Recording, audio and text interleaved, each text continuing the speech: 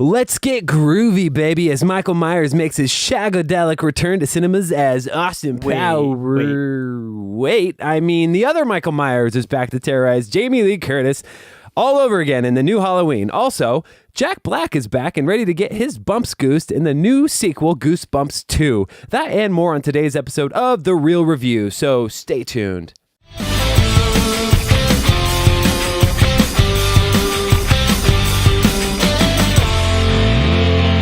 Welcome to The Real Review, sponsored by Parametric and Lazy Ape Studios, where you get some of the latest happenings, real thoughts, and perspectives in the world of film and television. Everybody, I am here with Joel. Why do people call them goose pimples? Cunningham. I don't know. I've wondered that myself, and I don't think I've come up with a good reason for it. The term goose pimples gives me more like, ugh. It kind of isn't, scary, it's gross, weird. It's grosser. Who would be close enough to a goose to know that they had pimples? And I don't know. That's weird to me. I don't like that terminology. Let's just stick with Goosebumps. Thank you, R.L. Stein, for not using goose pimples thank you as very your much. book. That would have been a much less lineage. Successful series, I have a feeling. Exactly. Although it does sound, no. No, it's just weird. Yeah, it's just weird. It's just weird. Anyway, who am I today, Joel? I am here with Matt. Looks like he just got back from audition for the Commando remake. Yeah. Hey. Ew. It's so exciting. It's actually a Halloween day. Is it? It's Halloween. Tomorrow's Halloween, right? It's one of those days. Yes, it's coming and up. We're talking about Halloween. It's thematic. Yeah. You get it? Do you get it? I get it. We get it. It's awesome. Anyways. I wish I had known. I would have brought a costume, but I didn't know we were doing costume day, Matt. Yeah, you know what? I don't tell you these things sometimes. Sometimes I just show up in costume, and it's not even Halloween. Yeah. It's like April. We're here at the studio. I could have grabbed a tambourine or a drumstick and been like a failing musician. I don't know. That could have been. You could have been it. I could have been it. Yeah, I'm going to be here as a podcast reviewer. That's How about that? Fantastic. I love it. 5 stars out of 10. Nailed it. Yep. Or 5 stars. 5 stars. Yeah. 5 Anyways, thank you so much for joining in on the show. The Real Review, if you've never been a part of this and this is your first time to this, let me give you a quick breakdown. Basically, we have 2 trains of thought here and how we approach reviewing films. I'm a little bit more lighthearted, maybe fun, emotional. I want to get something out of a movie. If it's more fun, something like that, I'll enjoy it more. I tend to overlook a lot of little nitpicky things and like critical elements of a film. Yeah. You, on the other hand, kind of do the exact opposite. Sometimes, I mean, we dabble in each other's territories a little bit, but you tend to be a little bit more critical, analytical, kind of deep dive into the things I've never even heard of in a movie. And you know.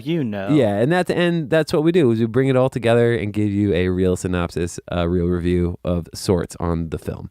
So today we have a couple of those movies. Yeah, Halloween and Goosebumps 2, Halloween-themed films. What do you know? Good stuff. What do you know? It's a spooky episode. Spooky episode. Anyways, Joel, why don't you tell the lovely people how they can get connected with us? Sure. There's a couple of great ways you can get connected to the podcast. First of all, you can check us out, realreviewmedia.com.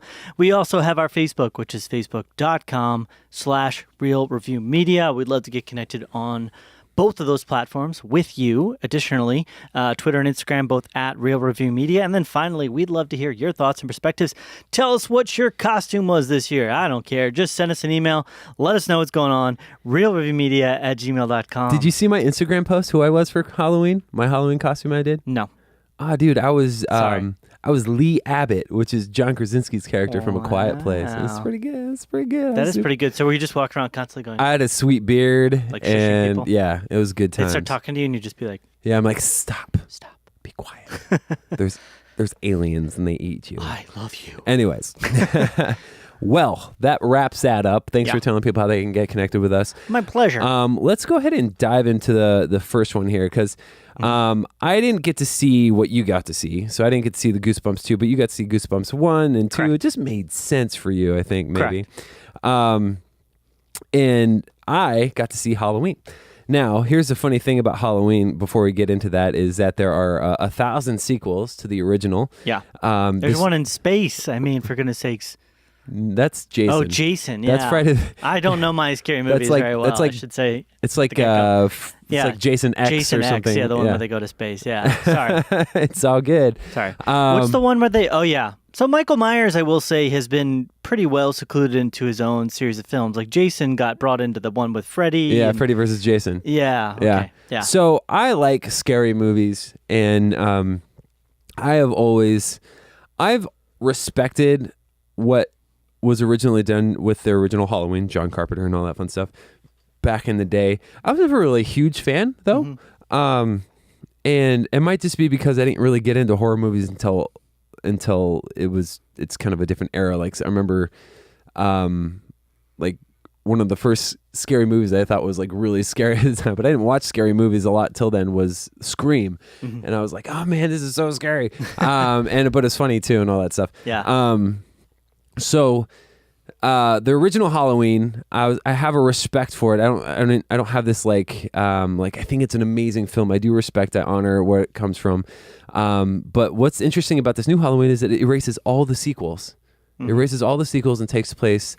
It's basically the first sequel now is what it's doing. It's retconning. It's like 30 years after, like probably more than 40 years after. 40 years the after the original. Yeah. And Jamie Lee Curtis returns and all that fun stuff. I'll just break it down. So Laurie Strode confronts her longtime foe, Michael Myers, the masked figure who has haunted her since she narrowly escaped his killing spree on Halloween night 4 decades ago. This is directed by David Gordon Green and also written by David Gordon Green and Danny McBride. Interesting, right? He is getting more and more writing credits. Yes. It's interesting. He's really made this switch, I think, from acting at the moment to more writing. Yeah. And then you have, obviously we have Jamie Lee Curtis, Judy Greer, Andy Matichak, James Jude Courtney, Nick Castle, Halleck Bigner, Will Patton, and a number of other people. But let me say, just to start off, I like this movie. I did not love it. Yeah. But what I think it did a couple of things, and I've seen a lot of the sequels to come after come after the original one. Yeah. There's a one where like Busta Rhymes is in it, and he like does like this karate roundhouse kick to Michael Myers. I saw that clip. Yeah, and it just like knocks him and back. I'm like, what? Yeah. Anyways, stuff like that. That's early 2000s, late 90s for you. But anyways, so it brings it back to a little bit more of a serious level. I like that it kind of retcons and takes it back to just what happened in that first one. And Michael Myers is scary, like that character, and this movie he is scary in this movie, just like as a lot of people were scared of him in that first movie. Yeah, and I think that's probably one of the best elements. There's actually this whole like extended sequence of kind of him, quote unquote, getting his mojo back, kind of a thing. Yeah, figuring out how to do his kills, I guess. Well, not figuring it out, but like he doesn't start the movie with his mask. Oh, okay. Let's say that. Yeah. There's even a scene in the trailer where these two like podcasters are like showing him his old mask, and like all the people in this insane asylum or whatever are like freaking out. And there's this whole extended scene where he gets it, he's trying to get it back, and he gets it back. It's you've scary. seen him in the... It is scary, dude. Okay. That was intense stuff. Yeah. Really intense stuff. And the way that this movie is filmed, it's very, very scary. I will say this. Was it a lot of jumps? No, not a lot of jump scares. I would actually say it's more just really intense moments with like, oh my gosh, you're going to be like on the edge of your seat. But it wasn't like a lot of like, rah, rah. Yeah. Which I actually like that element of it. There were a couple of like jump-y moments, but well earned, I guess, Yeah. But overall, I liked it. It got it had some twists in it. Like one at the end I thought was going to ruin the movie for me. I was like, are they really going this route? And then it turns out they aren't going that route. I was like, okay, good. Thank you for not doing that. It would have been awful. Yeah. And then it kind of, it turns from like a horror film into just more of just kind of a straight up thriller, as opposed to just like a old school slash where you're just trying to run away from a guy the whole time. Right. There's like revenge elements of it. And you see that in the trailer with Jamie Lee Curtis. Like she's been waiting for him to break out of prison for 40 years so she can kill him and stuff like that. But yeah, overall, I thought everything was really well done. It had some really tense moments I really liked. I just couldn't get to love it. For some reason, the end of it bothered me a little bit. I don't like how there's kind of this abrupt ending to it. I did like that when it started off. It kind of had some like 70s vibes to it, almost a little bit. It's with the font, the way the music was set up. The music was really cool. Kind of hearing all that. It's kind of iconic, music. But other than that, yeah, I mean, I wouldn't necessarily nitpick one single thing as being bad, other than just the ending just didn't feel satisfying to me. Okay. Obviously, it's going to be open to sequels and all that stuff because they've been talking about that. They produced this movie for $10 million. Oh, wow. $10 million. Really nothing at all. They produced it for $10 million. The first weekend, it made $78 million. That's crazy. It's getting a sequel. It made 33 the second weekend. The thing is, I don't know how it's ended, so I don't know what they've left it open to option-wise. Well, if you watch the original Halloween movies, like any of the sequels, he like dies a bunch. He quote unquote dies a bunch. Right. Yeah. And then they always have some new way to bring him back. Some way he always. That's kind of one of the things I didn't really like about. I don't know, the sequels in a way. It just got old. The whole idea that he could just come back to like. He's one of the things I thought that was so awesome about the original was that, well, one, it was the first of its kind in a lot of ways. It invented the slasher genre. I mean, we had Friday the 13th that came out like 2 years after Jason, and then you had like Freddy Krueger, which came out later. This invented that genre, and it created an archetype of a character that became a caricature in itself. And then when he fell into being that caricature, it got kind of bland to me. Yeah. And I haven't seen all of them. I've seen the first one. The amazing thing to me about the first one especially is that it was still really well shot. Yeah. It's a horror movie. It's a scary movie. There's definitely some cheesy elements that haven't, aged super well. But for the first of its kind and its nature, it was really well done and put together. And he's a realistic threat, but at the same time, he's vulnerable in a way. So it kind of gives you something to root for. So when these movies started coming out where it's like, you just can't even kill him. It's like it just got silly. It's like, why do I want to put myself through that just to see this guy win and kill a bunch of people? And some people love that, don't get me wrong, but that was more me. Right. So, No. I didn't see all of the sequels. I just saw, I remember H2O came out. I watched that one. That may have been the one with Busta Rhymes. I can't remember. That's great though. But anyways, yeah. So it wasn't spectacular. I liked it enough. It was a good Halloween movie for people that want to be thrilled towards the Halloween times. It's weird to me they named it Halloween. Yeah, because it's a direct sequel to Halloween, so it's like Halloween. And then there was another Halloween that was made by Rob Zombie, right? Yeah, but in the early 2000s, which was a remake, a restart. It was like a reboot of the Halloween series. Right. So it just doesn't make sense to me. It's like this one is a legitimate sequel, so why didn't you call it Halloween 2 and make it it would have been Halloween 2 again. Yeah, or Part 2. Because there were Halloween 2. Call it Halloween Part 2 or something like that. -A. Yeah, now I'm like, it's just confusing because it's Halloween like, 2.1. You literally can say Halloween and mean 3 movies, one of which is actually a sequel to the original Halloween. Just what? Halloween 2 2.0. Halloween 2.0. There you go. There you go. That's it. We've solved the mystery, you guys. We've solved the mystery. Awesome. But anyways, I'm gonna rate this thing. I'm gonna give it a 79. Okay. Yeah.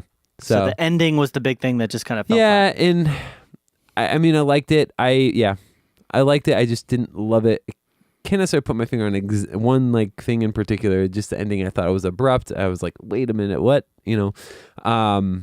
And there's some things left unexplained that I wanted some closure on that I did not get. So Halloween 2 2.0. Yeah, Halloween 2 2.0. There you go. Anyways, Joel. Part 2 of Part 1.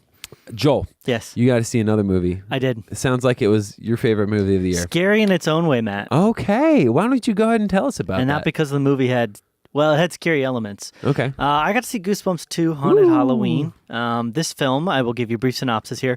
2 young friends find a magic book that brings a ventriloquist's dummy to life. That's perfect. That's the exact explanation you need for it. Directed by Ari Sandel, who's not really done a lot, and I think kind of showed in here. Oh, okay. You have Wendy McLendon Covey, who's pretty much your main, one of your main. She's like a side main character, Kathy Quinn, and then you have Madison Eisman, who's Sarah Quinn. She's kind of one of the main girls. Jeremy Ray Taylor is Sonny Quinn, it's her brother. The character Sam Carter is played by a kid named Khalil Harris. Yeah, I don't know. A lot of Quinns in this movie. Yeah, the adults I recognize, but the kids I haven't seen in anything. One of the kids is from It. Yeah. But I haven't seen him in a lot of other okay. things, is what I'm Gotcha. saying. So Wendy, I've seen her in a ton of stuff. Chris Parnell's in it. He's a store manager. And then Oh. Ken Jeong is in it as well. He's yeah. kind of like the go-to silly character now. Yeah. If you need a just ridiculous Did his show guy. get canceled?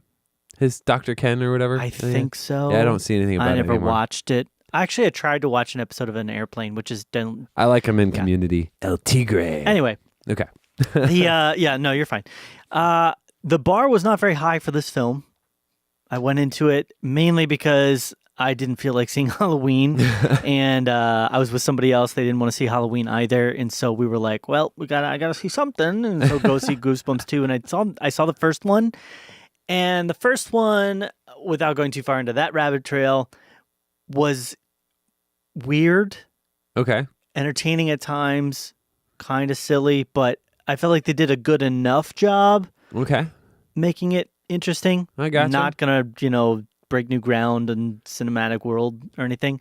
This one, interestingly, similar to your experience, started off well enough, but really fell apart in the last quarter, somewhere around like right after the middle to quarter half of the film. I gotcha. Quarter half. The last half to last quarter half of the of the film, movie, yeah. it really fell apart.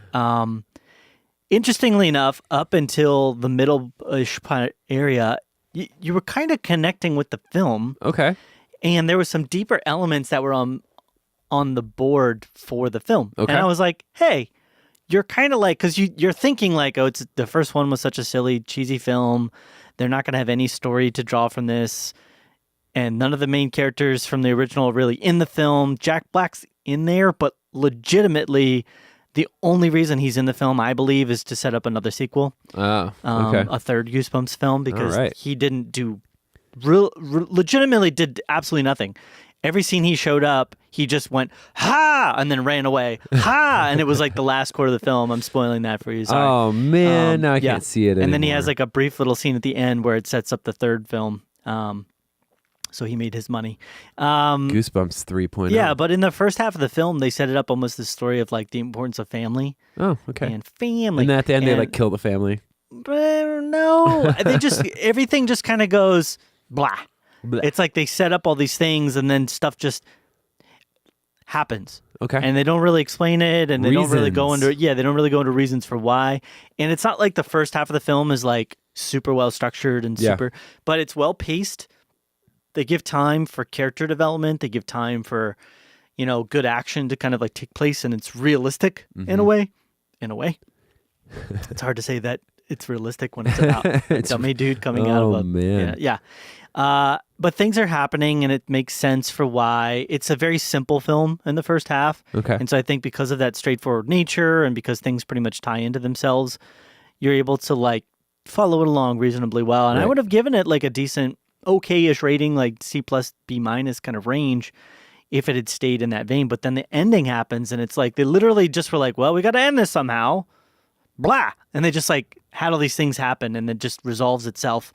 The characters don't really go in any. There's like one minor story arc with the main girl because Okay. she's trying to get into college, and then there's the mom who's got this weird romantic thing going on with Chris Parnell, Okay. which doesn't make any sense. And so they kind of have their thing going on, and so it kind of has resolution there, but it literally feels like they're like, and done. We're just gonna end it all, and so it just gets really like bland. Yeah. Bland gumps. So I chuckled a few times, mostly at how ridiculous and stupid things were. How many people were in the theater when you had to see it? About 10. Is that including you and your friend? Yeah. But I would also say this has been out for a couple weeks. You That's know what true. I mean? So, and they have Halloween now and other stuff. So, and it was late on a Sunday night, which, usually that's pretty Goosebumps 2 on a Sunday night. yeah, it's pretty uncrowded. So, but yeah, I mean, I don't know what I was expecting. Yeah.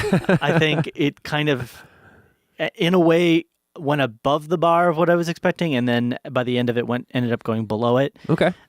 Which was kind of sad because I was like, you set this up nicely, and then it felt like you just kind of went wow and lost your interest or Right. didn't know what you wanted to do Ran with the out of story. time. Yeah. Cinematography, first half, I'm almost done, but like cinematography in the first half was good too. There was some really effective, kind of like almost unnerving type shots. Oh, cool. Which was cool because you're kind of like, ooh, even Yeah. for a kids movie that's like a little unnerving, And there was some silly goofiness, and it didn't feel very inventive. What was that movie rated? Do you remember? Is it PG? I believe it's PG. PG? There's probably no way it's rated G with some of the more scarier type things that are going on there.